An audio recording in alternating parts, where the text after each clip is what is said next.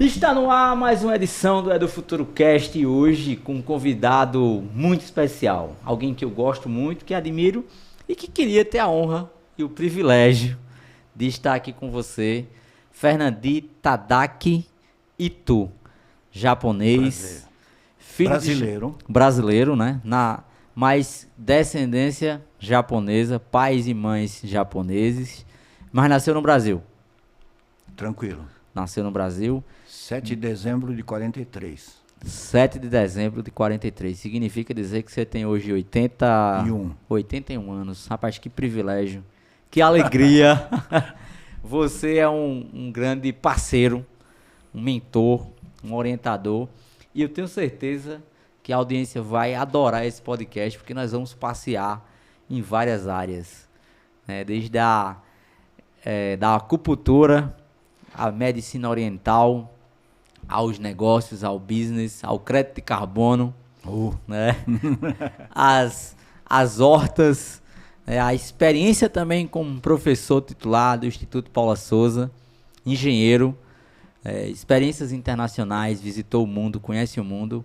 Fernandi, se apresenta um pouquinho para a audiência, para as pessoas. Quem é você? Quem é esse homem com tantas facetas e com tantas histórias? Não são facetas, são 81 anos de vida bem vivida. Opa! Muito obrigado por terem me convidado. Também é um privilégio extraordinário falar com vocês. Tenho convivido com vocês os últimos 10, 12 anos, mas é um imenso prazer em estar com vocês e, de uma certa forma, expor aquilo que eu penso, etc. e tal, né? Mas também não é tudo isso que você está dizendo, né, cara? É um pouco mais. Não, imagina, eu não tenho. Não é isso, não. Mas eu acho que uma das questões, né, que se coloca não é somente uma questão de experiência e conhecimento. É de colocar isso, né, de uma forma prática também, né? Perfeito. E aí que eu vejo o meu papel, né? Dentro do futuro, que aliás eu adoro, né?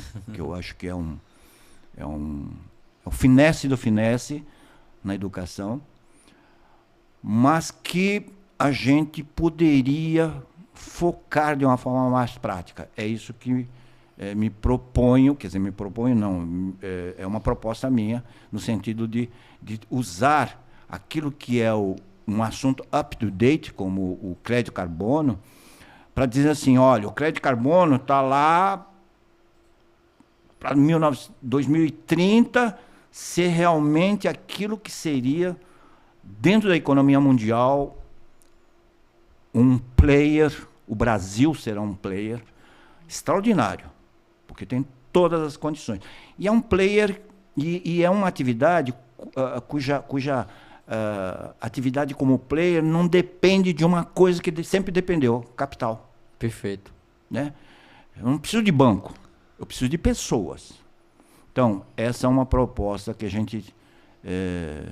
não é uma proposta, mas é uma sugestão, sim, mais do que proposta, é uma sugestão, de lembrar os papais, né? Os papais da molecada daqui, que frequentam, que vão frequentar, que irão frequentar aí do futuro, para ter essa atenção vertical no que a gente diz da vocação. Perfeito. Então, eu não sei se a gente pode colocar isso em termos definitivos, mas eu diria para você que a economia baseada na produção, na escalabilidade, se mostrou até hoje predatória, uma economia predatória. E vem aí, não precisamos nem provar isso, né? Porque nós estamos vivendo um mundo conturbado, onde as intempéries e a atmosfera têm mostrado, o mundo tem se mostrado altamente, diria assim, é quase que um ato de vingança, né? Porque nós maltratamos esse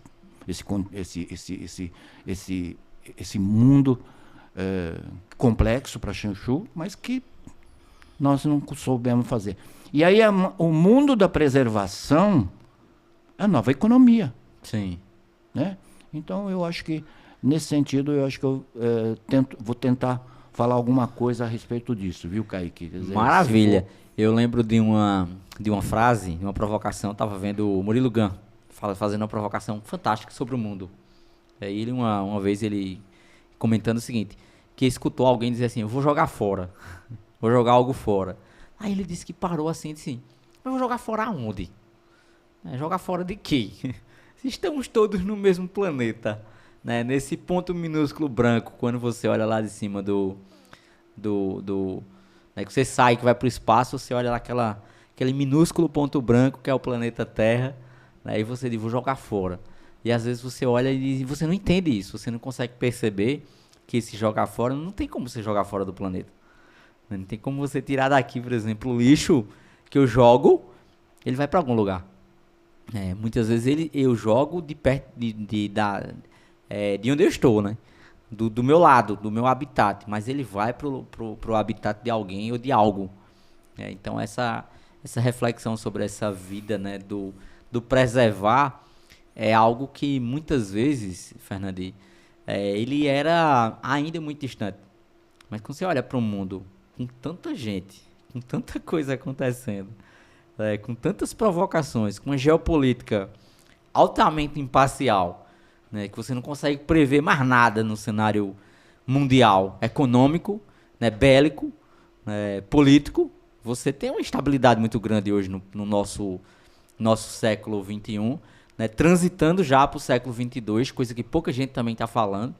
Daqui a 75 anos temos aí o século XXII, né, um tema também que pouquíssimas pessoas estão falando sobre ele. E a pergunta é, o que é que vem pela frente? Qual é o futuro? Qual o trabalho? Quais são as profissões? O que a gente espera para essas crianças e esses adolescentes? Eu acho que é um dos temas que a gente vai provocar hoje aqui. Perfeito. Nesse podcast. Perfeito. E olha só, você sabe que eu tenho 2 netos aqui em Caruaru e mais 3 no Japão. Todos nessa faixa, né, de 5 a 11 anos. Os daqui têm 5, 6 e 8 anos.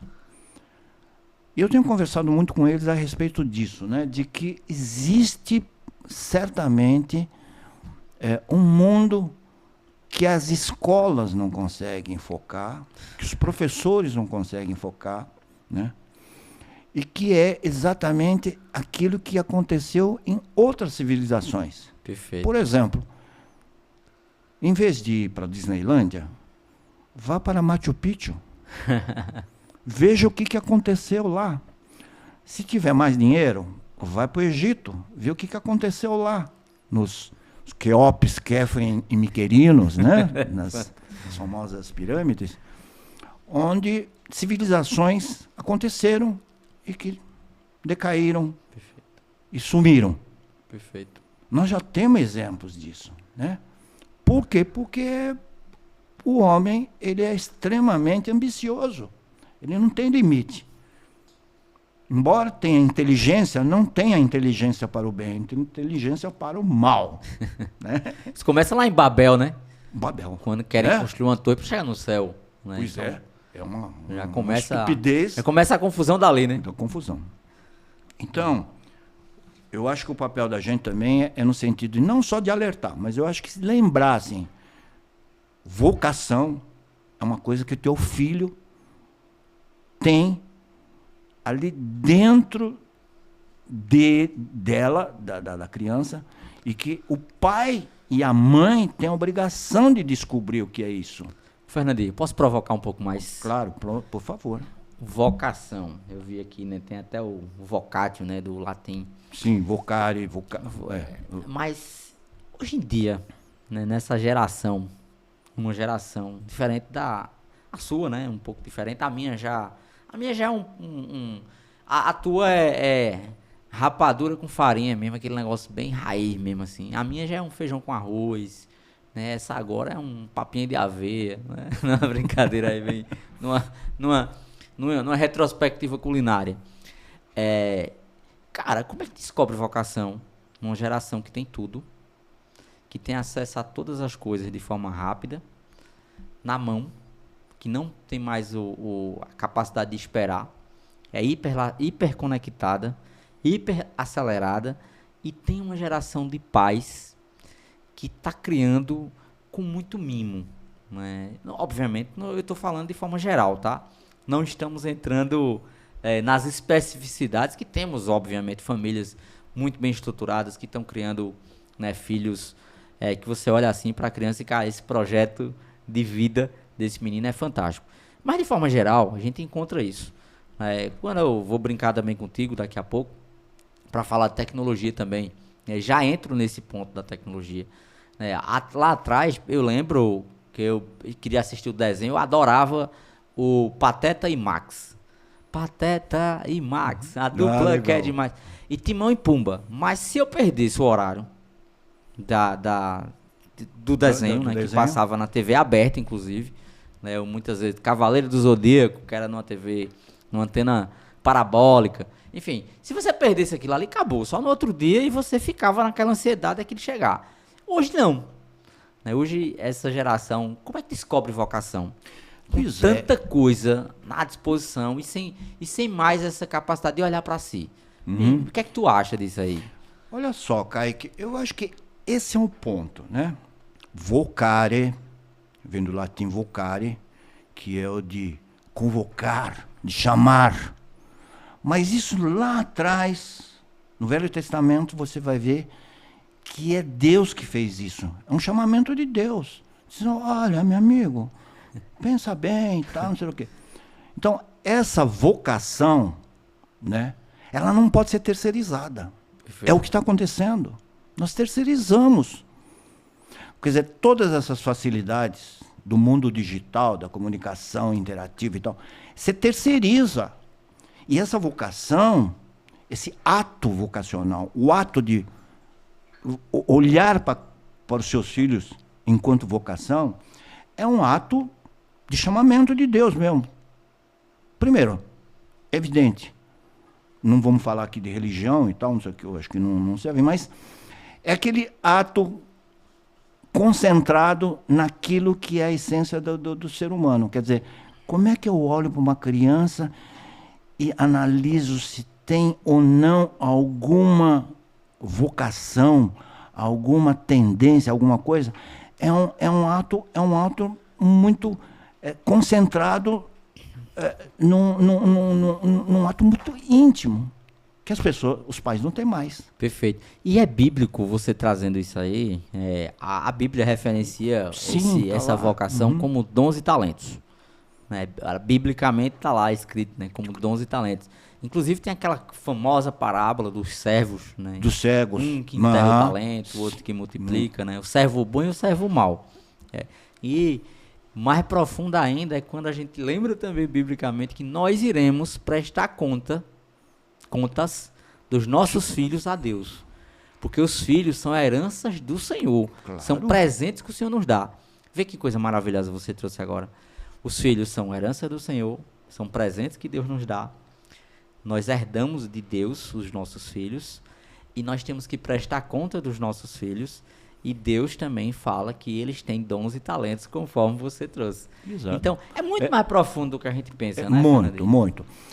E também não estamos aqui para trazer essa questão da religião e tal, mas é para dizer que a gente acredita nisso. Perfeito. Quer dizer, isso é um posicionamento nosso, sim, né? Nosso, meu, por exemplo. Sim, eu sou um cara que acredito no mundo digital, da ciência, mas também acredito no mundo da religião, da cristandade, né? Da existência de Deus, sim, que tem coisas que, né, não dá para explicar como é que o cara inventou aquilo, né? Mas, fundamentalmente, eu acho que a gente está discutindo uma coisa que eu acho que as escolas, de uma maneira geral, não digo que todas, mas em algum momento a grande maioria, esquece de dizer que não pode terceirizar essa coisa de vocação. Aí eu quero assim, eu tenho uma pessoa que faz análise vocacional. Isso é uma falácia. Isso é um palavrão para mim. Não, vocação é uma coisa de conversa, de relacionamento do dia a dia, do cotidiano, etc. e tal. E entender essa matriz que você cria em relação à criança, com matriz lá da escola onde ele, né, onde ela vai estudar e tal. Ter esse instrumento de análise me parece assim fundamental para você descobrir qual é a do moleque, qual é. Entender. Isso é uma coisa que Deus pede para a gente fazer. Perfeito. É isso que eu entendo. E eu vou provocar de novo. Hoje meu papel aqui é provocar. Por favor. Estou falando mais do que deveria. Não, mas meu papel é provocar. Como foi que tu descobriste tua vocação? Conta um pouquinho da tua história. Da criança Fernandi, né, lá atrás.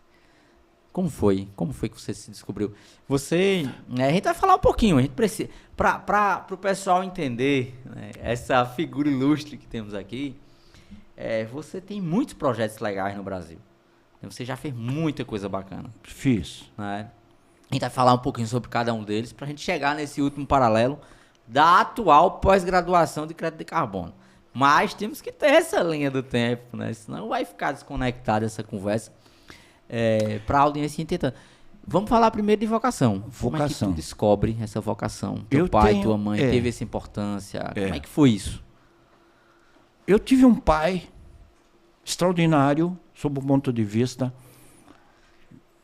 do controle do gestual. Ele era um calígrafo,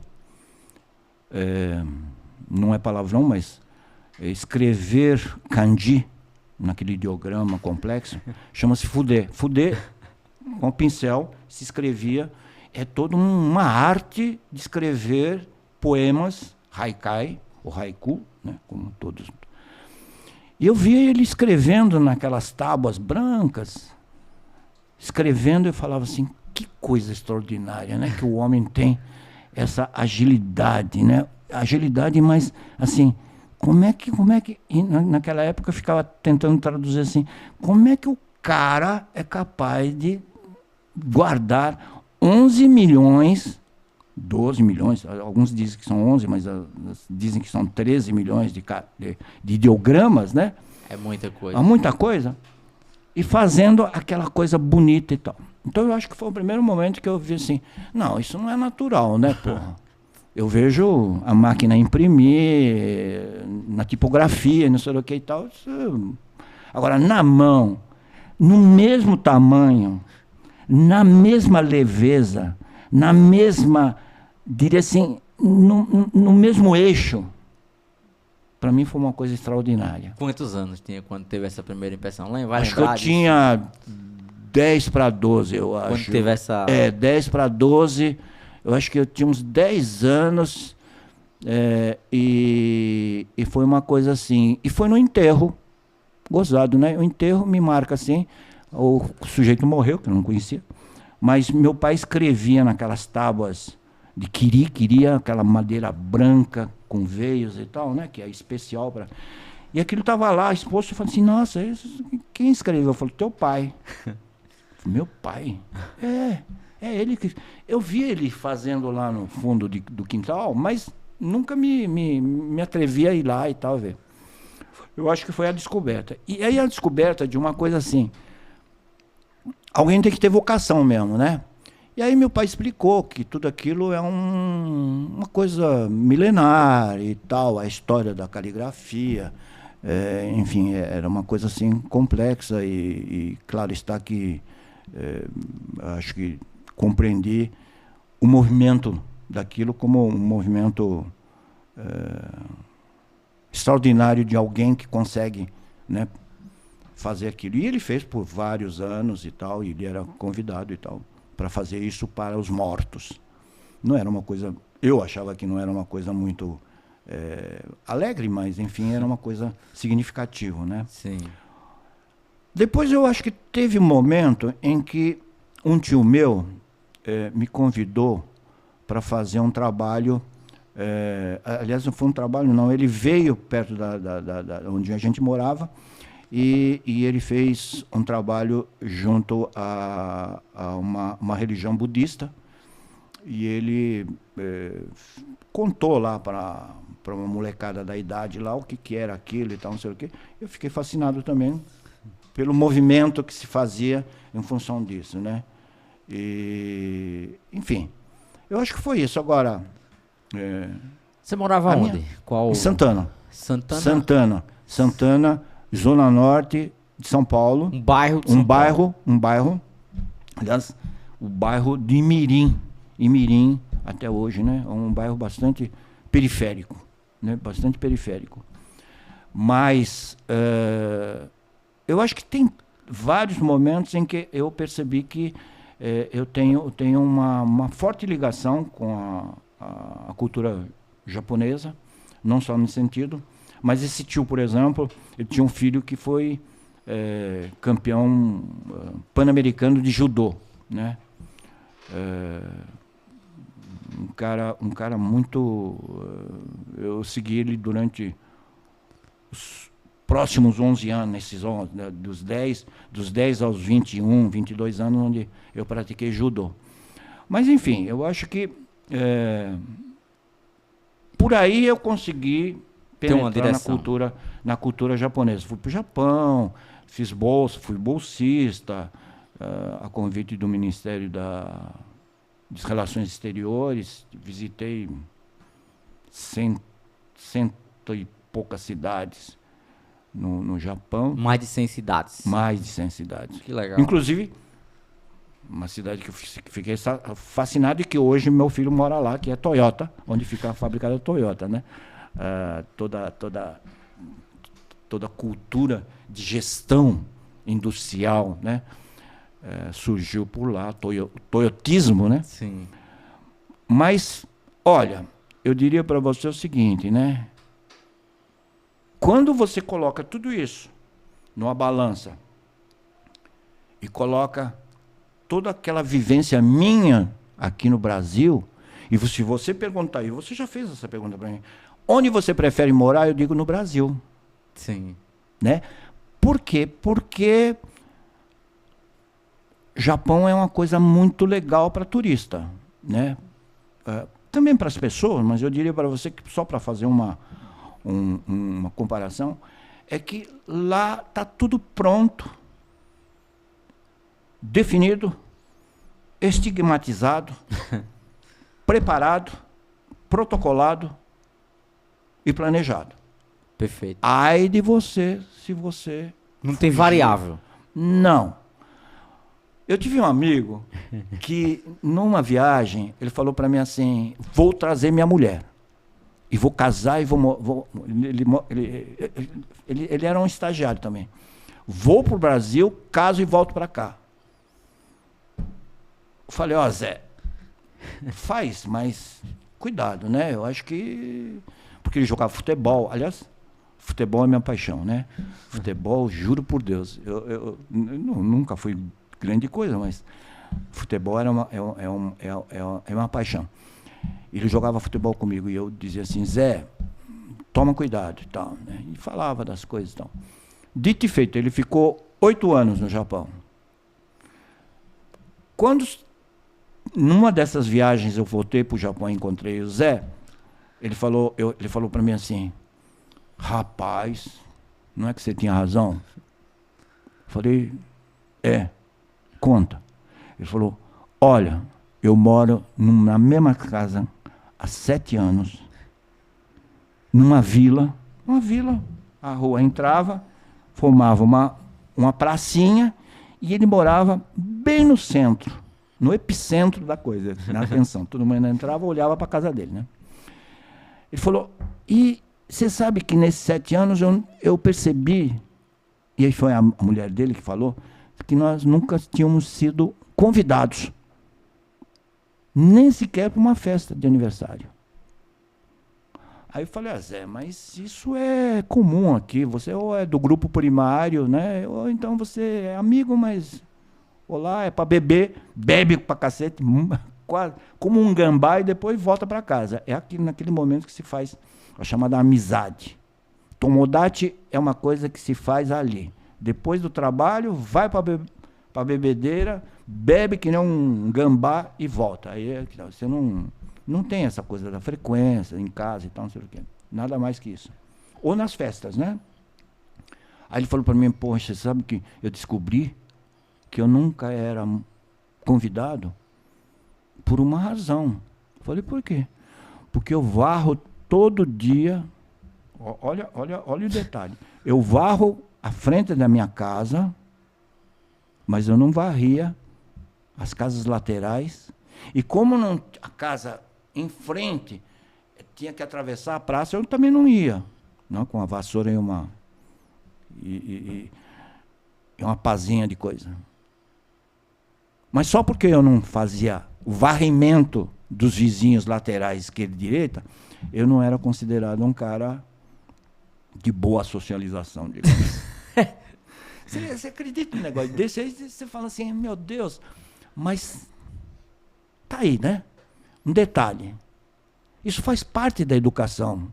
Ele não estava falando em varredura, ele estava falando que ele não tinha educação. Perfeito. Formal, ele não tinha a formação cultural necessária para... Não fazia sentido ele ser convidado para uma casa de um vizinho se ele não tinha a gentileza de varrer a casa do cara. Então tem certas coisas que são difíceis, né? Sim.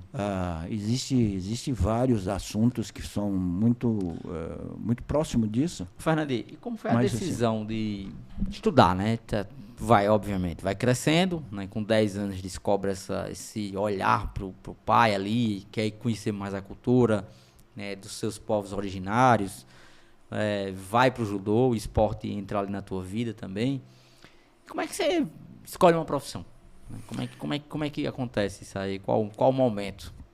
Existe uma coisa, Kaique, que na época da minha família se formava em 3 profissões: engenharia, medicina e advocacia. No more. Existia provavelmente uma quarta via, que era viajar, né? Sim. Mas na minha família, por exemplo, só tinha médico e engenheiro, nenhum advogado. Certamente eu fui influenciado. Medicina, achava que eu não tinha muito jeito, não, né? Medicina não...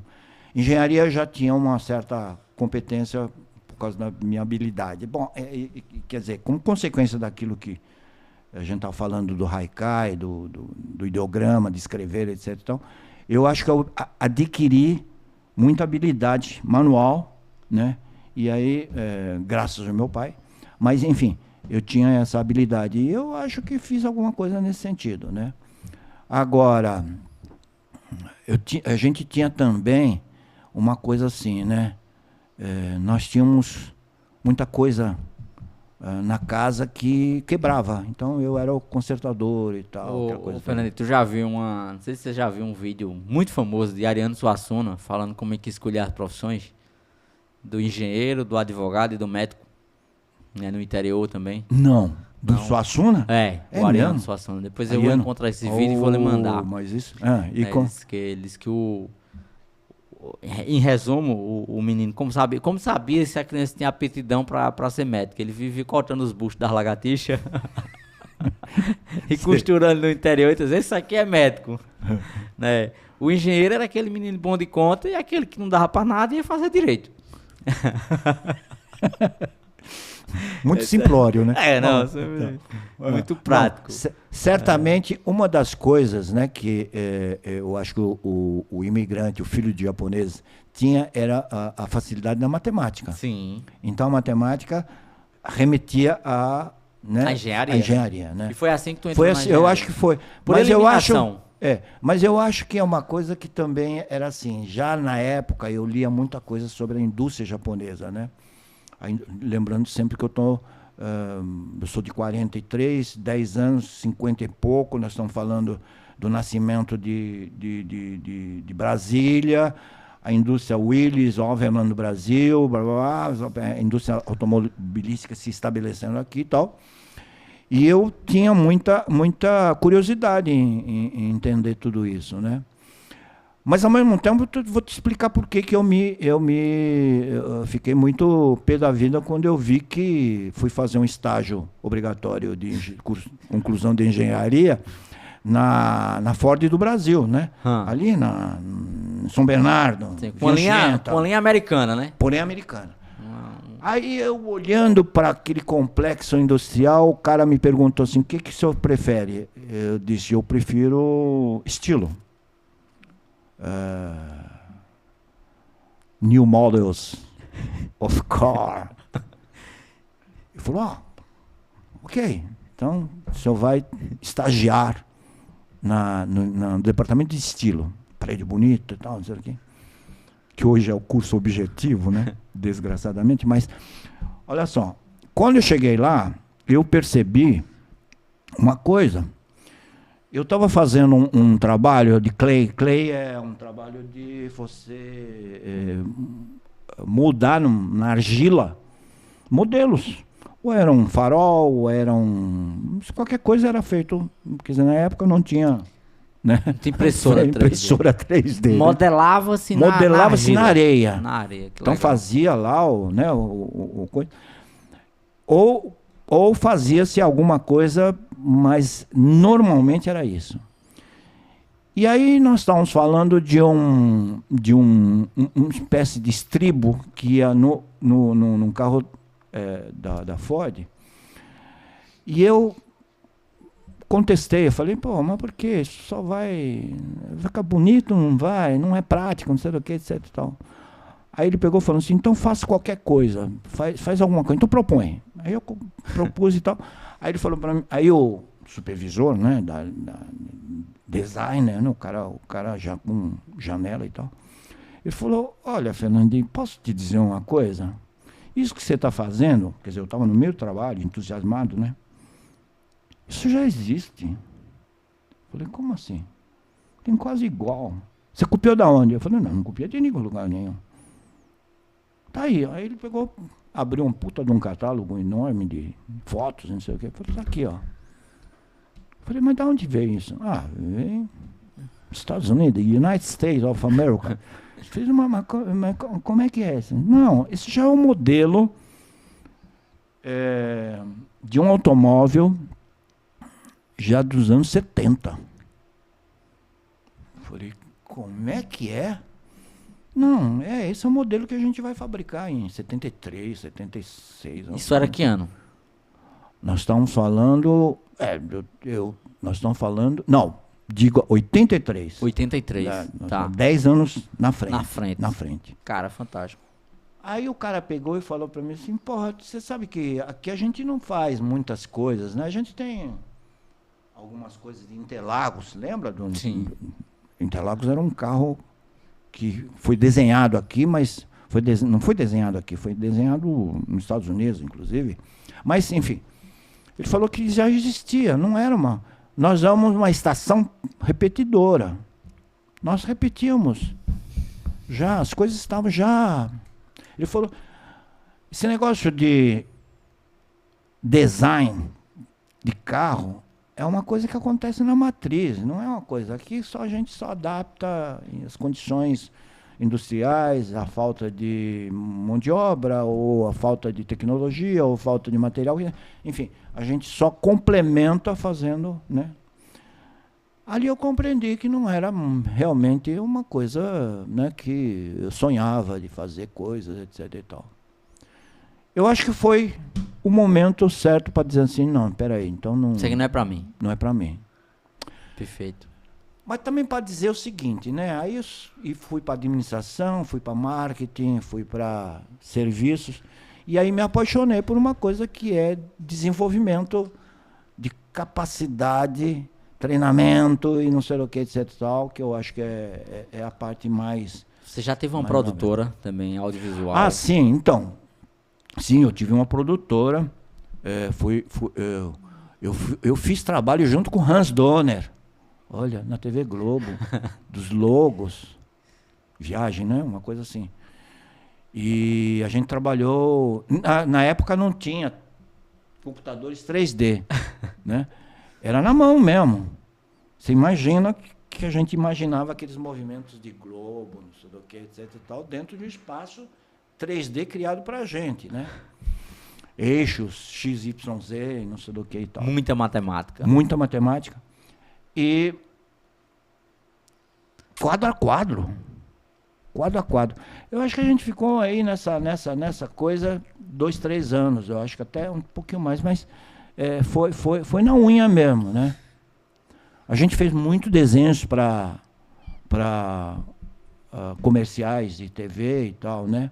Banco Econômico, toda aquela série de Saci Pererê e não sei do que e tal, que evocava folclore e tal. Mas tudo isso foi na produtora.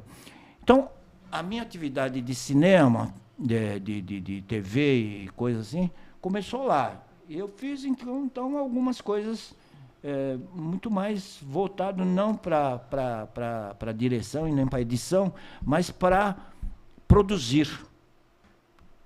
No tempo certo, na quantidade certa e no custo certo. Você sempre foi um homem do fazer, né? Eu acho que o seu verbo sim, é muito do fazer, foi né? fazer. Sua história é muito do fazer. Fazer. Tem uma história muito boa tua também. Eu não sei em que momento da linha do tempo. Se eu vou pular algum capítulo, senão você joga ela lá pra frente, daqui a pouco a gente volta. A história das minhocas. Ah, sei. Essa é muito boa. Né? Como é? Isso já é mais adiante? Mais adiante. A gente tem que voltar, então, alguns capítulos atrás para chegar na história da minhoca. Depois da produtora. Então, a produtora foi vendida para um pessoal da Barriga Verde, lá de Santa Catarina, e a produtora acabou sendo vendida e tal, e eu, de uma certa forma, fui contra a venda, mas, enfim, não vale a pena discutir isso. Mas, ao mesmo tempo, foi um período em que a gente ficou, digamos, ocioso. Já na época, é uma época muito... Talvez a época mais romântica da minha vida. Né? Eu, passeando por Ibiúna, né? Saudosa Ibiúna, aliás, na estrada da Cachoeira, perto do sítio de quem? Do Fernando Henrique Cardoso. A gente tinha um sítio. Era um lugar bucólico, né? Perto da represa de Ibiúna, uma estrada sinuosa e tal, um elevado, uma montanha e tal. E eu tinha o meu sítio lá em cima e tal, que eu enxergava toda a represa de forma panorâmica. E eu fiquei intrigado com uma coisa. Um dos grandes problemas da região é o frio intenso. Intenso mesmo, de queimar gramados, lavouras e coisas desse tipo. E o pessoal, os pequenos proprietários sentiam esse baque, não só em termos de prejuízo, mas uma refação de lavoura, não sei o quê. Aí eu fiquei pensando assim, como é que a gente faz um negócio desse? Né? Onde é que está o negócio? E aí eu fui para a agricultura, né? Orgânica, para entender qual é o problema da terra, como é que é o fenômeno da transferência dos NPKs dentro da coisa e tal. E aí eu descobri que existe um mecanismo mesmo de absorção, os grumos. Você sabe que lá embaixo da terra, o material orgânico que forma, ele forma o grumo. O que é um grumo? É como se fosse uma mão, assim. É terra colado, areia por areia, e forma um grumo, uma bolinha. Dentro da bolinha, preserva-se água.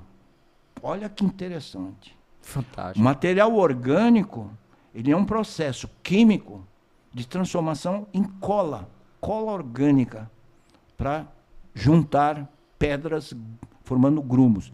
Dentro desses grumos, a água fica presa. E aí, a natureza é fantástica. A raiz daquela lavoura plantada, ela vai lá dentro, só ela consegue buscar a água. Beber daquela água. Beber daquela água. eu fiquei fascinado, né? Falei, caramba, que coisa maluca. Aí tinha um advogado, falante, gente boa e tal, que falou um dia lá no Instituto, ali no Rio Branco, na Água Branca. Água Branca é um lugar onde se fazia muita, do governo, até hoje, preservado, se fazia muito experimento na área de botânica, na área de agricultura e alguma coisa em zootecnia, cavalos e coisa desse tipo. É um lugar muito, muito chique para você conhecer e tal. E aí o cara falou para mim assim, esse advogado, minhoca. A minhoca é capaz de fazer defecar, que é o humus, e esse humus ele é altamente produtivo na cola orgânica. Falei, Aí ele me mostrou, fui na Itu, na casa dele e tal, fiz todo um trabalho de pesquisa, e ele me convenceu. Se bem que ele era vivo, né? Porque ele vendia a minhoca, a minhoca africanas e californiana. A californiana era pequenininha e a minhoca africana era grande. E eu comprei 10 milheiros, se não me engano, 20 milheiros, uma coisa assim, e levei. Aí começou todo um processo, criando as minhocas, fazendo as baias, onde fazia as camas de coisa. E fiz isso, e derramei coisa de 10, 12 toneladas de humus produzido pelo meu minhocário, né? Então, chama-se minhocário, umas fileiras como é que a gente pode dizer? Na verdade, são ruas ladeadas por tijolos, e aí então fiz o minhocário. Foram 100 metros quadrados de minhocário. Produzia bem e tal. Aí eu inventei máquinas para depurar, para separar a minhoca do humus e tal. É uma coisa fantástica. A natureza é fantástica. Aí eu derrubei 10, 12 toneladas, não sei se me engano, e aquela superfície todinha, né? Eu tinha quase 26 mil metros quadrados, 10 mil metros quadrados, que é a parte frontal, derramei humus pra caramba. O que eu produzia, E aí coloquei grama, esmeralda. Esmeralda é uma grama assim linda, né? Que é meio turquesa. Tal. E o bicho ficou lá. Vinha a geada, aquela geada, né? A geada não conseguia queimar. O meu sítio era o único que ficava lá em cima, e o pessoal passava aqui por baixo, na cachoeirinha, na estrada da cachoeirinha, tudo queimado e o gramado lindo ali. Tá. Aí os caras falavam assim, porra, o que esse cara faz? O né? que esse cara faz? Aí eu falava, é humus, meu amigo, eu não tenho, eu nem quero vender para você, porque eu também não tinha época que tinha época que não tinha. E aí nasceu essa coisa. Aí fui convidado lá pelo Parque da Água Branca, né, dar cursos. Eu dei curso para 1.300 alunos. E aí o sucesso foi tão grande que eu tive que dar aulas práticas no sítio. Aí misturei lazer com atividade comercial e empresarial. Tive brigas homéricas com a minha querida Maria Ribeiro. E foi assim, né? Mas foi um sucesso enorme. E o sítio virou uma grande sala de aula. Sala de aula. Não tinha fim de semana, era 50, 60, o que era o lazer, aquela vida de serrana virou uma loucura. Durante bons longos 2 anos foram coisas assim. Afora fui convidado pela Associação dos Engenheiros Orgânicos de São Paulo para dar curso lá durante a noite e tal, não sei o quê. Então, não tinha vida, Mário. Não tinha vida. Não tinha Fernandinho, e como então foi que você foi ajudar na horta da ex-primeira-dama, né, Ruth Cardoso? A Ruth, então. A esposa de Fernando Ruth é uma Henrique das Cardoso. Pessoas uma das pessoas lindas que a gente conheceu, né? A Ruth não só era uma pessoa discretíssima, falava assim, mansamente, professora, né? De uma sabedoria, assim, nossa, estupenda. Aí ela falou para mim assim, Fernandinho, dá para você fazer uma horta? Eu falei, é para já, né? Fui lá e fiz a horta do presidente. E foi muito engraçado, porque aquilo saiu na Veja. O roteiro da Ruth, da professora Ruth. E aí começou a vir gente, né? Daí fui convocado para fornecer humus, porque eu não... 100 metros não dá um... Você tem que ter 1.000 metros quadrados. Não tinha capital para fazer um negócio desse. Mas o São Paulo Futebol Clube me convocou. Um argentino. Ele falou, pô, me leva lá, e não sei o que e tal. E aí eu levei no Morumbi, mas o Morumbi era enorme, né? Aquilo, puta, só quem assistir jogo de futebol não tem a dimensão daquilo, né? Falei, aí ele pegou e falou assim, eu não posso, eu não posso. Eu acho que mandei uns 12, 13 caminhões, eu não me lembro muito quanto. Aí ele falou, nós estamos fazendo um centro técnico, treinamento lá no CT da Barra Funda. Aí eu falei, lá já não... Na época eram 3 campinhos pequenos e tal. Então comecei a fornecer. E aí eu forneci também para o Palmeiras, que era vizinho, né? Que era vizinho. Mas, assim, eu acho que essa foi a trajetória. Mas, de toda forma, a minha cultura tem um grave problema. Ele precisa de matéria-prima baseado no esterco, ou de galinha, ou de porco, ou de ovelha, ou de vaca, enfim, de rebanhos e tal, não sei o quê. E aí você vê que esses criatórios foram se afastando de São Paulo e aí então inviabiliza. Eu particularmente, até estou querendo fazer isso para o pessoal aqui de Caruaru, para o pessoal, porque eu frequento a chamada feira orgânica ali perto do Grande Hotel, e eu tenho, vocês não querem, tal, não sei o quê. O problema de querer ou não querer é informação. Eles têm que ter informação do que é orgânico, do que é orgânico, né? Porque senão não faz sentido, né? E até fiquei de fazer uma palestra para eles, o que é minhocultura e tal, não sei o quê, ficaram assim, bastante curiosos. Mas eu acho que falta exatamente isso, né? Você precisa, né? São Miguel Arcanjo, por exemplo, tinha uma colônia de produtores agrícolas, pequenos agricultores. Tivemos que fazer tudo isso, né? Embora fossem japoneses, de origem japonesa. São Miguel Arcanjo, que era uma cidade próxima de Biúna. Mas tivemos que fazer toda uma abordagem e tal. Aí deu certo, tal, não sei o que, até hoje estão lá produzindo caquis, coisas que o pessoal até diz, por que você produzem essas coisas e tal, comparando com Mogi e tal. É porque tem toda uma base... Tem toda uma estrutura para isso. Né? Cara, sensacional. E como é que entra aí na tua vida, então, as aulas no Centro Paula Souza? Como é que etapa da vida é essa? Sai da loucura das minhocas?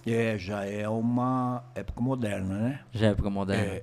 O que é que tem mais de legal aí depois das minhocas? Olha, depois das minhocas eu fui convidado para trabalhar para uns projetos na área de pesquisa, incluindo sim, Maquigraf, né? Maquigraf é o centro de produção de grafeno, né? Que é o outro... a outra página da sua vida também, né? O grafeno...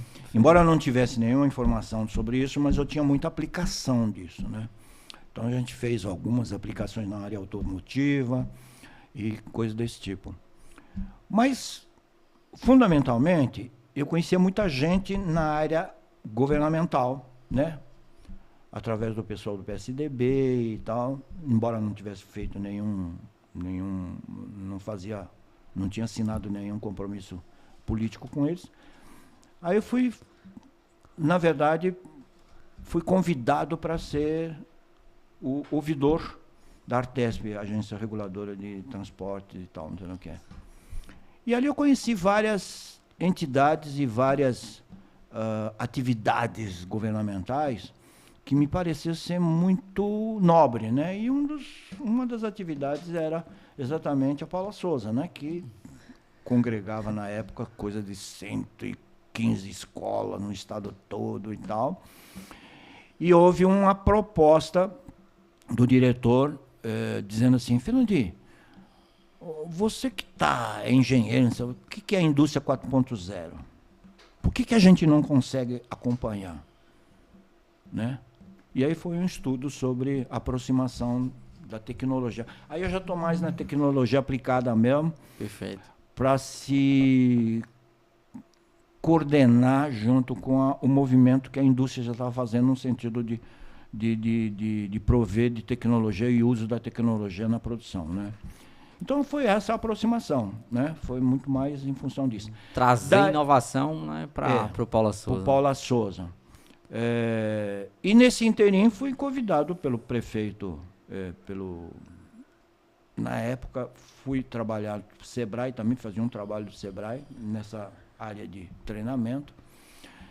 E aí fui acompanhar um trabalho que era o Prefeito Empreendedor, né? Um grande programa do governo federal, focado nas prefeituras, e desenvolver essa atividade do Sebrae, município a município.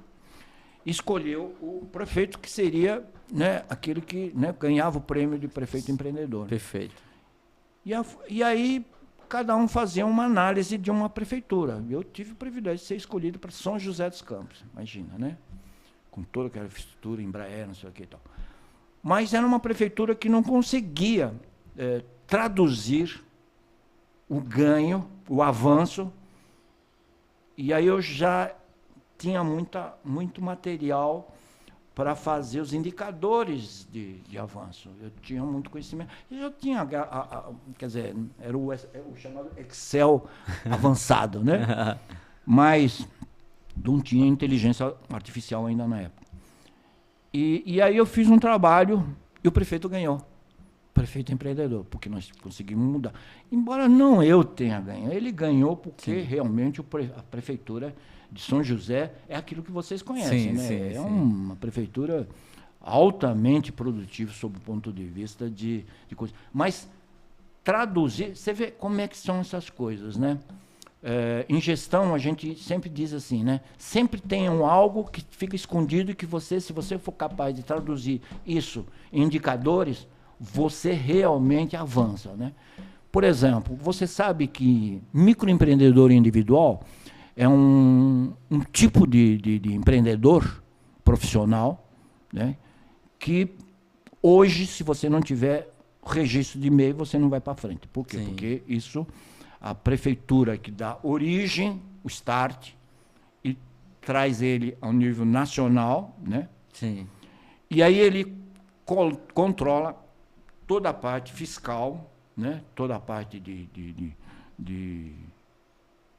pessoa jurídica, sim, entre aspas, para fazer toda a parte fiscal e tal, de imposto de renda, não sei o que e tal. Na época, nós estávamos começando e tal. E eu falei para o prefeito, é o seguinte, nós temos um grande corpo de MEI, mas ninguém sabe quantos MEIs nós temos, microempreendedor individual. Nós temos pancada de carne, mas é tudo junto. Ele falou, então vamos juntar isso, né?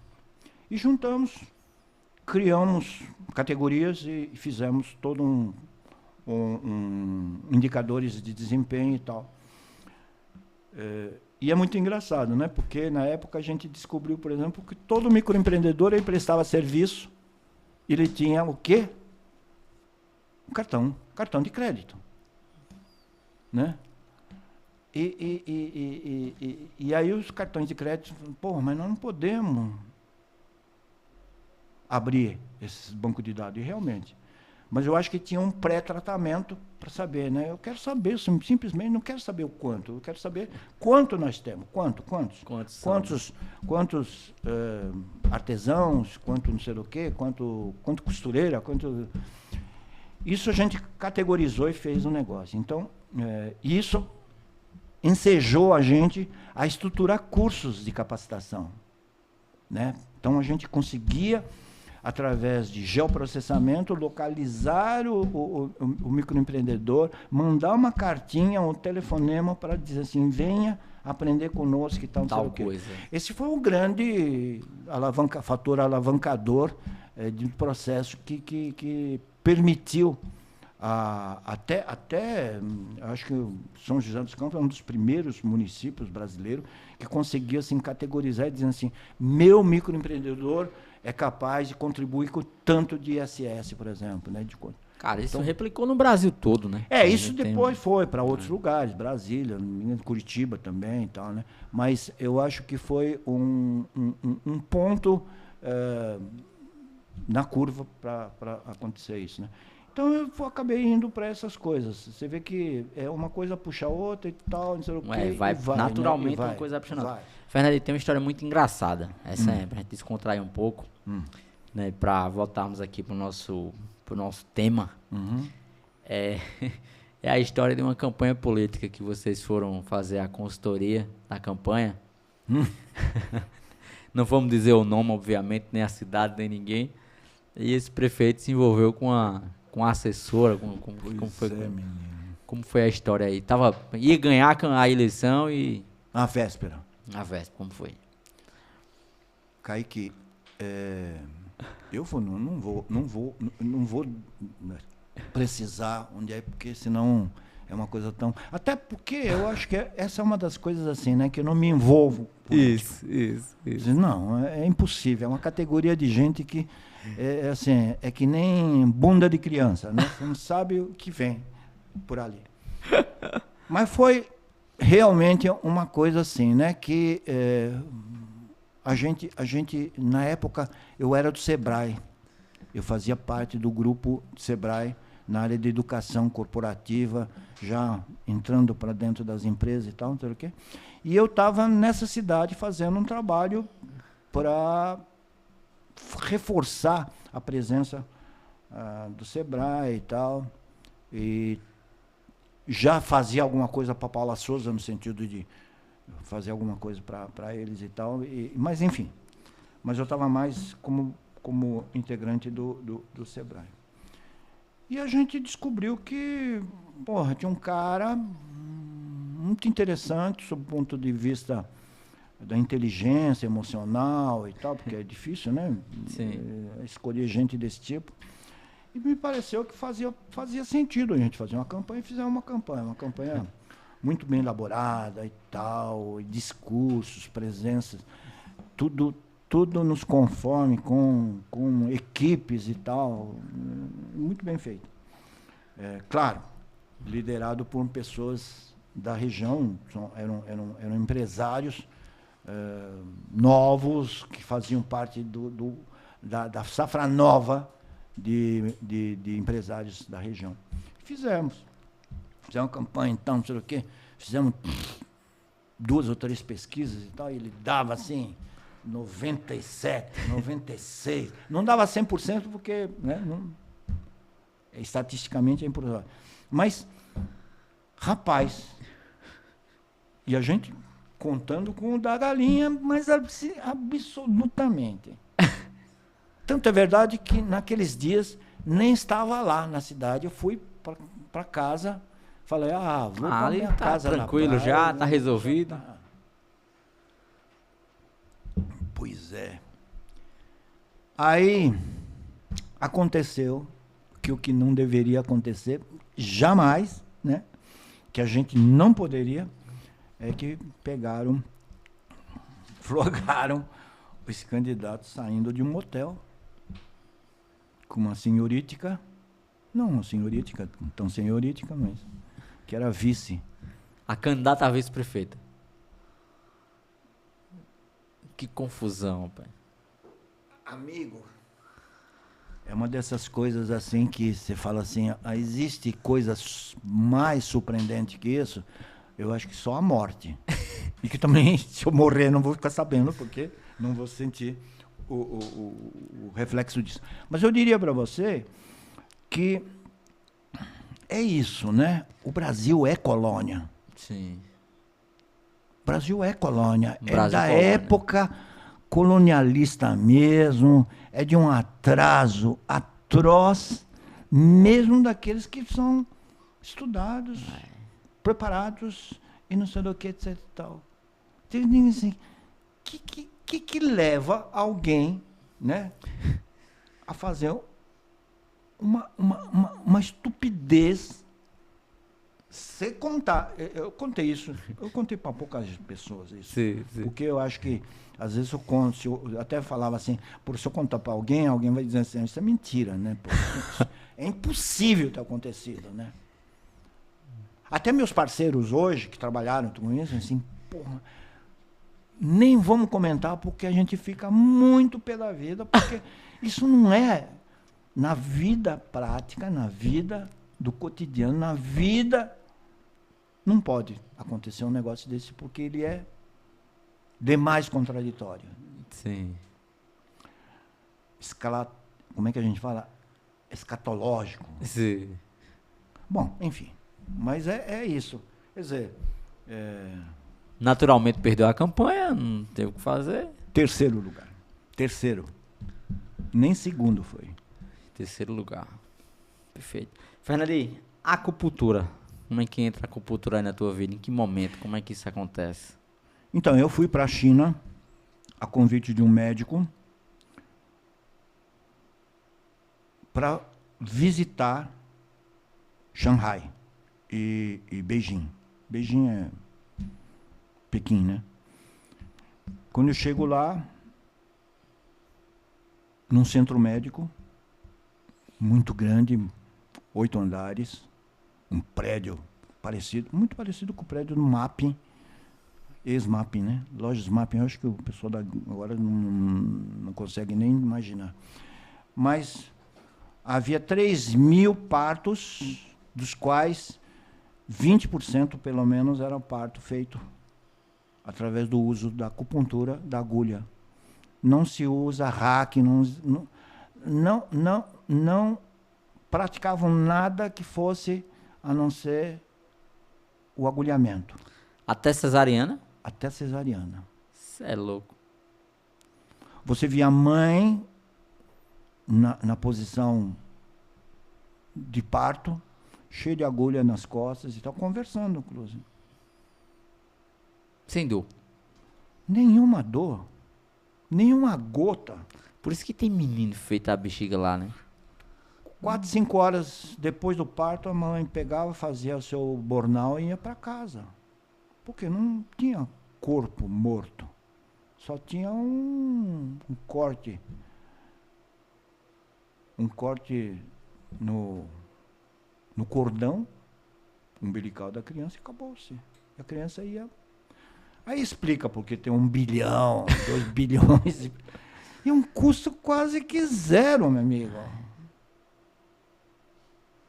Agora, tudo isso é uma inteligência. E olha, me arremete assim. Hoje você fala assim, olha, a China é isso, a China é...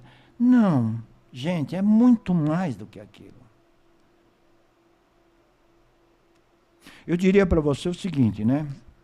Que também tem isso, né? Eles estão na sociedade produtiva da economia escalar, né? E que estão indo para o vinagre.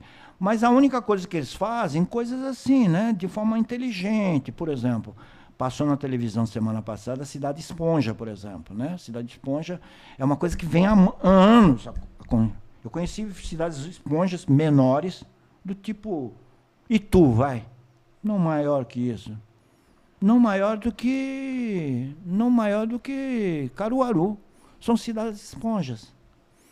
E o pior é que essas tecnologias, essa ciência, ela é uma coisa que está enraizada na cultura chinesa. Não é uma coisa assim, ai, nossa, quanto de dinheiro vamos precisar, não sei do que e tal, né? Agora, a acupuntura, então, entra na minha vida muito mais por uma viagem, um acidente de percurso. Ali eu vi que realmente a medicina oriental ela é absurda. Você sabe que em alguns grandes restaurantes, evidentemente nem todos os restaurantes, em Beijing, tem um velhinho Aquele velhinho que você vê de barba branca, com uma lupa, não sei do que, está sentadinho na entrada. Parece coisa de cinema. Ele aborda, aliás, aborda às vezes tem gente até em fila, esperando, aguardando vez para ser atendido. E ele olha a sua mão, olha as pupilas, o ouvido e a língua, e faz um cardápio para você comer. Naquele restaurante. Eu, no início, eu achei que era uma pilantragem, né? Depois de 3, 4 vezes, guardando aquele, você vê que realmente faz sentido. Faz sentido. E aí você vai, e aí eu falo assim, eu faço um convite para todos. Vá à China enquanto não acaba aquilo. Que realmente... A muralha da China é uma coisa assim que você fica estonteando. Qualquer coisa que você viu até hoje, mesmo Machu Picchu, que eu estive em Machu Picchu, você fala, não é possível. Como é que foi feito? Como é que é? Como é que é? Porque aqui é a obra, né? Machu Picchu a gente deve ter alguma Odebrecht lá no meio para fazer aquilo. Mas, olha... A minha vida depois daquilo mudou completamente, né? E aí você vê, né, as infusões, os chás, né? Aquelas casas de chá que deve ter 1000 anos de existência, coisa de 6.000, 7.000 gavetinhas com chás. E os caras sabem o que é cada um daquilo. O que é? Quer dizer, não é possível que aquilo seja sacanagem, né? Não é venda. Não tem venda casada. Não, é simplesmente uma coisa extraordinária. É um país extraordinário. Assim, eu tiro o chapéu porque eu falo assim, olha, gente, não dá para a gente dizer que é uma coisa do último milênio, não. Ixi. Tem coisa pra caramba. Fernandinho, o que é que você não fez na vida ainda? O que é que você não fez que tem vontade de fazer? Não. E o que é que você fez que você não contou? Olha, eu acho que eu não fiz certas coisas que eu gostaria de fazer. Por exemplo,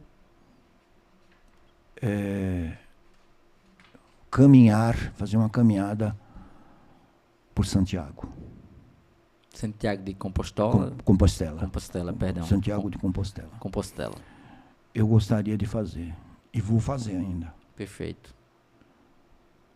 Uma outra coisa que eu acho que é fundamental você conhecer, aí profundamente, é você estudar os povos maias.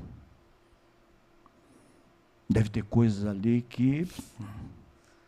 Aliás, descobriram, né, nos meses aí anteriores, de que, por exemplo, aí não estou falando de Maia, mas dos Queops, miquelinos, que aquilo lá não pode ter sido construído por mão de obra braçal. Aquilo, enfiaram 8 tubos helicoidais de 85 metros a 150 metros para aquilo não cair nunca. Quer dizer, é uma mola. É uma mola. O que serve a mola? A mola serve para balançar. Pode vir ondas sísmicas, maremotos, do que vier. Não vai derrubar aquilo. E não pode ser nenhum Odebrecht também. Impossível. Então o que será? Ele está enfinhado. Ele está no cerne, no núcleo. E a pirâmide está montada em cima desses helicoides. Quer dizer, loucura, né? Então nós não somos nada, né? Não temos nenhuma competência para fazer um negócio desse, que é com todo o dinheiro, né, que o pessoal lá dos Emirados tem. Então, eu acho que tem um monte de coisa que eu acho que, sabe, o Mar da China tem coisas assim que você O Mar da China é aquilo que está entre a China, o continente, e o lado interno do Japão, né? Porque o lado externo está voltado para o Pacífico. Tem muita coisa bonita lá que eu gostaria de ver. Eu tenho um projeto de ir o ano que vem para o Japão, né? Visitar meus filhos e tal. E quero botar uma mochila nas costas e andar pelas vilas. E eu quero fazer uma pesquisa sobre as comidas que minha mãe fazia. Que eram comidas de vilas, de vilinhas mesmo. E que só entra lá de bicicleta e um ônibus daquele bem, né? Então são coisas que eu gostaria de fazer antes de morrer. Eu tenho mais 10 anos no máximo, né? Tem mais, então, tem mais. Não sei. Vamos para os 105 aí. Bom, mas 105 são 15. Mas assim... Não, você tem 81, é 25 ainda. Eu descobri anteontem que eu sou um dos 3% de velhos dessa idade que faz esses agachamentos. Sim, vamos lá. 3 vezes por semana academia. 3 vezes academia, 2 de pilates. Um judozinho ainda dá uma... Não dá. Eu jogo bola. Jogo bola com meus netos. Massa. Jogo pelo menos uma vez a semana, corro atrás da bola com eles e tal, não sei do que, uns tombinhos a mais ou menos, vivo ralado, né, o cotovelo e tal, mas tudo bem. É uma coisa legal. Agora deixa eu voltar. Super saudável também, né? Hã? Come muito saudável, comida. Sim, não, mas aí eu digo para você o seguinte, né, que a minha comida, a minha dieta é uma dieta balanceada, graças a Maria, né? A Maria Ribeiro. Tem que ter mulher. Tem que ter. Como você tem a maninha que é uma mulher sábia. Sim. Tem que ter. Isso é uma composição social de extrema importância para a longevidade. Só estamos aqui porque temos mulher. Senão, provavelmente estávamos embaixo de um caminhão ou numa garagem aí, trabalhando de mecânico. Exatamente. Sim, mas vamos lá, voltando aqui voltando para aquilo que era no início dessa conversa, que já se faz quantos minutos, eu não sei? Uma horinha, pouquinho. Putz, já tudo isso? Já, então, conversa boa. Olha, essa tal da vocação, vocare, chamamento de Deus, etc e tal, que eu acho como uma pessoa religiosa, de que é uma atividade que os pais têm que exercitar e não terceirizar, deixar para os outros fazer. Mas só se... E é possível fazer isso se você realmente tiver convivência com eles, com os filhos. Conversar. Agora, eu sei que tem aí um inimigo mortal chamado internet, coisas desse tipo, né? Celular, não sei o que e tal. Mas eu acho que o próprio celular tem assuntos que eu acho que devem ser colocados em primeiro plano para discutir essa coisa, o que ele acha, o que não acha e tal. Não deixar para terceirização das escolas e fazer parte da matéria-prima para dever escolar, sabe? Porque eu vejo assim, até nos meus netos, o que você acha? Claro, ele tem que fazer a lição, basta. Mas tem que trazer à tona essa coisa da pesquisa. Por quê? Por que isso? Por que aquilo? Por que é? Porque ali é que começa a ter, né, uma relação de proximidade com aquele assunto. Eu acho, por exemplo, aí do futuro, isso não é terceirização. Sim. Ele é um provocador. Ele consegue trazer à tona assuntos que normalmente nem sequer na internet consegue colocar, porque é complexo. Trazer a matemática do jeito que vocês estão fazendo. Esses fenômenos físicos, químicos, matemáticos, elétricos, não são fáceis de trazer à tona para a criança, para fazer a criança o centeio. Sim. Aquela coisa assim, poxa, é isso. Né? Esse despertar que você teve aos 10 anos olhando aquele quadro que seu pai pintava, né? Não é? Como é que a gente faz isso, né? Vocês fazem bem. É por isso que eu sou fã de vocês, né? Que eu acho assim, caramba, os caras só estão um passo à frente das escolas comuns. explicar isso para uma escola não é fácil também. Eu concordo com você. Sim, sim. Como é que é esse gatilho, né? Como Perfeito. é que você provoca esse gatilho na criança? Perfeito, né? perfeito. Não é perfeito. só novidades Sim, ou curiosidades. perfeito. Não é assim, o que isso tem a ver comigo, né? O que tem a ver com meus pais? O que tem a ver com a... E aí, então, uma coisa que eu acho que é só para complementar, é trazer isso para a comunidade. Nós somos muito ainda indivíduos, né, cercados, né? Subimos pelo elevador, descemos e ficamos naquele mundinho. E a gente não tem essa visão de comunidade. Por que Às eu vezes falo a gente comunidade? varre só a frente da nossa casa, né? Exato. Né? A preservação ela é uma preservação de gente, na relação social, na comunidade. Né? Como é que a gente provoca isso? Né? Você sabe que meus netos no Japão, eles vão sozinhos para a escola, né? São 15 a 20 minutos de caminhada da casa deles para a escola. Sabe como é que eles fazem isso? Não é de ônibus, não. É a pé. É em comboios. Uma criança pega a outra pega a outra, a outra pega a outra, tem uma bandeirinha e vai andando. Que legal. Chefiado por um líder. Olha que interessante. Segurança absoluta. E aquela bandeira, aquela criança, aquelas crianças, né? Aquele grupo de crianças, andando com a bandeirinha, as pessoas, os comerciantes, as que estão na atividade comercial, no começo do caminho, ficam olhando e tem certamente um olhar garantizando a segurança das crianças. Que legal. Então é assim, né? Eu acho que é coisas assim, né? A comunidade é uma coisa assim que a gente fala, mas às vezes a gente não consegue traduzir, só traduz em festa, em coisas, então não é isso, né? Eles fazem uma coisa que eu acho que é fundamental. Por exemplo, as crianças, mesmo no infantil, na idade infantil, eles fazem comida. Claro, cada um leva o seu bentô, né? Sim. Mas preparam, limpam, arrumam e não tem merendeira. Estou falando de escola pública. Estou falando de escola particular.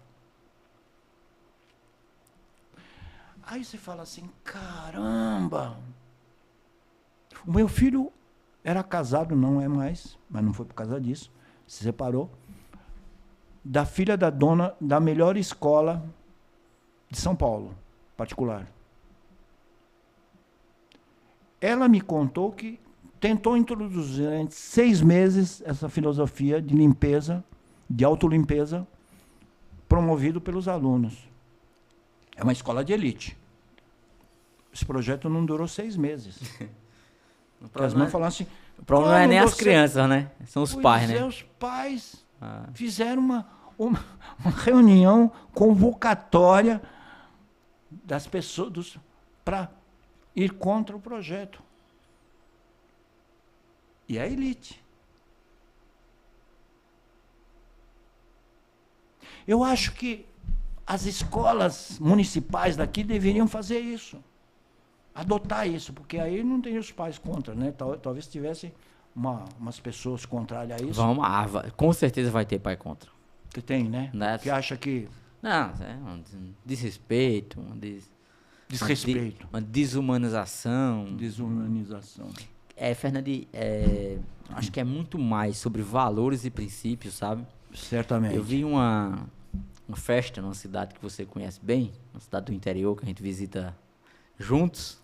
Não vou citar o nome, que o pessoal vai entender o que foi. E o prefeito fez um vídeo, né, obviamente, com a melhor das intenções de mostrar o quanto a equipe de limpeza dele é eficiente.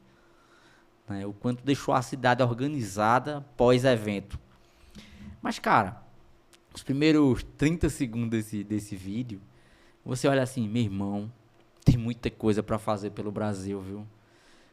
Porque tinha tanto lixo, tanta sujeira, tanta coisa assim que você diz, caramba, velho, era gente que tava ali nesse negócio.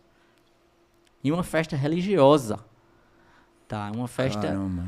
que tinha a intenção, pelo menos, da festa, era uma festa de espiritualidade, né? De fé, de conversão. E você olha e diz, meu irmão, o que está acontecendo? Aí você olha e diz assim, cara, falta muito do Japão, sabe? Falta muito dos nossos povos primários, falta muito sobre empatia, sobre pensar. A educação que eu falo, não é educação de informação, sabe? Acho que hoje isso aí tem muito. Informativa tem muita educação. Educação de base, de valores mesmo, sabe? De olhar para as pessoas assim, cara... É mesmo. É diferente.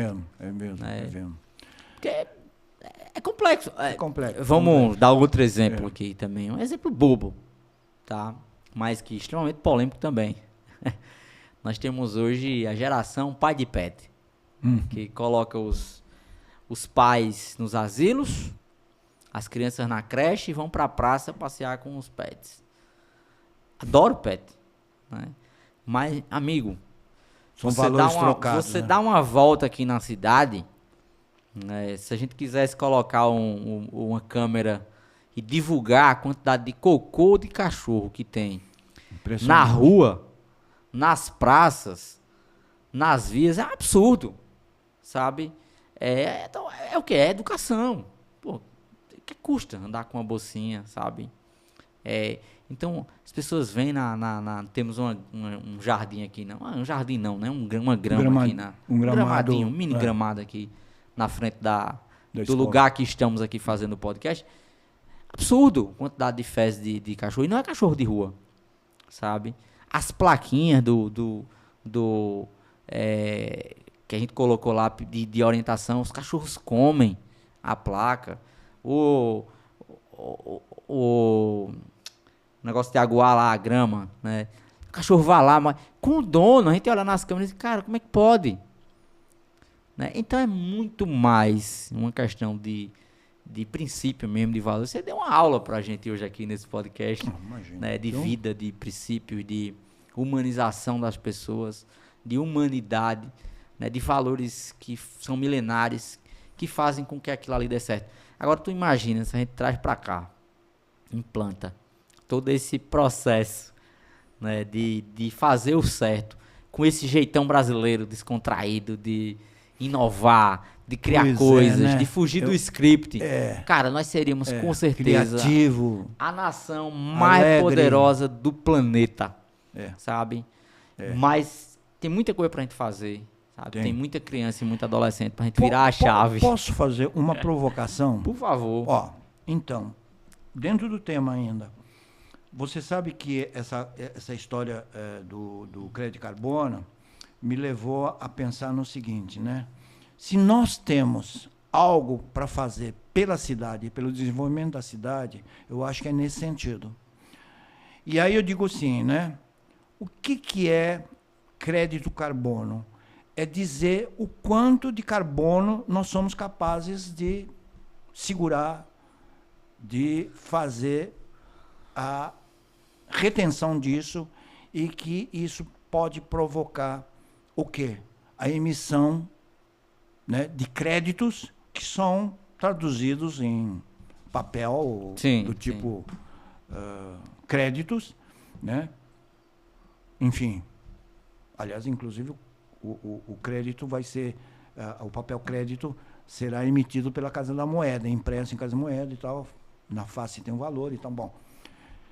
E aí, então, é assim, né? Como é que a gente faz isso para a cidade, sob o ponto de vista de recuperar o Rio Ipojuca, por exemplo?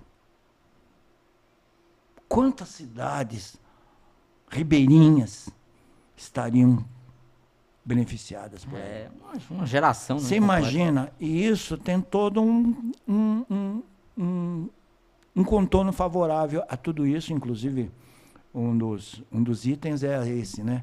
O BNDES acha que... Aliás, a BNDES vai ser o credenciador também, né? Ele é o cara que vai... Porque nós não temos, né? Isso é um grande problema, que você tem que ir até Londres para emitir... trocar o crédito. Então vai ter, inclusive o BNDES está fazendo essa facilitação. Inclusive, empresas já estão se organizando para serem os credores disso. Mas eu pensei muito mais nos jovens, né?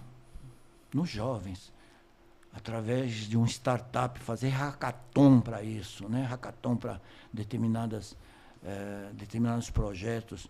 Como eu estou fazendo para uma granja. A granja precisa ter, daqui até 2030, eles vão ter que ter papéis, créditos, porque eles vão pagar o imposto sobre o que eles emitem, porque galinha faz cocô, galinha faz, né, faz os dejetos. Então, os criadores de pet aqui, né, os cocô que fazem aqui, vão pagar imposto pra caramba. Certamente vão ter impostos para isso, né? E isso está dentro daquilo que está se discutindo no COP30 já, né? Quer dizer, nós temos aí 30 já como um ano marco onde o imposto de renda vai chegar e dizer assim, ô, senhor Fernandinho, o senhor deve tanto, que o senhor andou emitindo tanto de carbono e tal. E aí, assim, né, como é que a gente pode fazer alguma coisa nesse sentido para formar realmente um projeto para jovens na forma de agências de desenvolvimento, etc. E tal. Eu acho que é uma grande provocação que nós temos.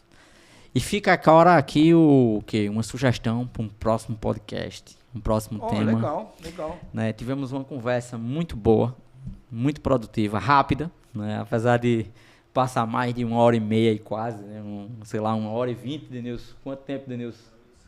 1h27. Nossa Senhora. Vê que coisa boa. Eu acho que você poderia ter nos avisado, né? Não, mas... Como é? 81 anos, muito bem vividos, pra gente pontuar aqui. Por isso que tem que ter outro tema, outro podcast, né? Outro assunto. E a gente encerra, Fernandinho. Eu queria que você deixasse uma reflexão para a sua câmera, para as pessoas que estão ali. Essa reflexão, ela vai para os seus netos, ela vai para o futuro, das futuras gerações. Qual o conselho que você daria para essa próxima geração num lugar que vai eternizar enquanto a internet existir? Olha, sem dúvida nenhuma... Chega próximo do microfone aí. 3 de setembro de 2025. É um ponto fundamental, um dia fundamental, um evento fundamental para mim, para dizer o seguinte, né? Nós estamos numa entidade chamada EduFuturo, que eu absolutamente boto minhas fichas de que esse é o modelo de educação que irá permear todo o sistema, porque nós temos uma educação, eu não digo atrasado, eu acho que ele está defasado, né?